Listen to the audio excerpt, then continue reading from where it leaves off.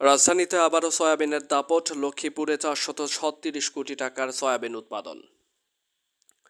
সয়াল্যান্ড খ্যাত লক্ষ্মীপুরে আবারও ব্যাপক পরিমাণে সয়াবিন উৎপাদিত হয়েছে।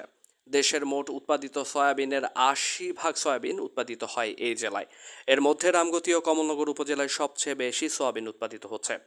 এর মধ্যে লবণাক্ততার কারণে কিছু কিছু জমির সয়াবিন নষ্ট হয়েছে। আবহাওয়া অনুকূলে থাকায় এই জেলায় সয়াবিনের উৎপাদন ভালো হয়েছে।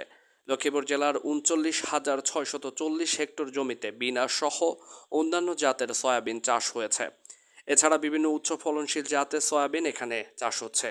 উৎপাদিত সয়াবিনের বাজার মূল্য 436 কোটি 4 লক্ষ টাকা। বর্তমানে প্রতি মন সয়াবিন 2200 টাকা হারে বিক্রি হচ্ছে। উৎপাদিত সয়াবিনের মধ্যে লক্ষ্মীপুর জেলার সদর উপজেলায় 4,500 হেক্টর, রায়পুর উপজেলায় 5,900 হেক্টর, রামগঞ্জ উপজেলায় 40 হেক্টর, রামগতি উপজেলায় 16,700 হেক্টর এবং কমলনগর উপজেলায় 39,640 হেক্টর জমিতে সয়াবিন চাষ করা হয়েছে। লক্ষ্মীপুরে সয়াবিন জাতীয় উৎপাদনে অবদান রাখায় এই জেলা ব্র্যান্ডিং সয়াল্যান্ড নামে খ্যাত। লক্ষ্মীপুরে উৎপাদিত সয়াবিন থেকে উন্নত মানের বিস্কুট উৎপাদিত হয়, যা জাতিসংঘ শরণার্থী শিবিরে বিতরণ করা হয়। সয়াবিনকে কেন্দ্র করে এখানে হাজার হাজার কোটি টাকার ব্যবসা হয়ে থাকে।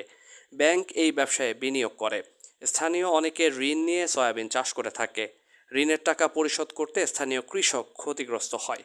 লক্ষ্মীপুর জেলার কৃষি সম্প্রসারণ অধিদপ্তরের উপপরিচালক সোহেল মোহাম্মদ শামসুদ্দিন ফিরোজ বলেন, এবছর জেলায় ব্যাপক পরিমাণ সয়াবিন উৎপাদিত হয়েছে। এখনকার সয়াবিন দিয়ে পোলট্রি ফিড তৈরি করা হয়। এছাড়া খাদ্য সামগ্রী, বিস্কিট সহ নানা ধরনের অন্যান্য সামগ্রী উৎপাদিত হয়ে থাকে। এটি অত্যন্ত প্রোটিন সমৃদ্ধ।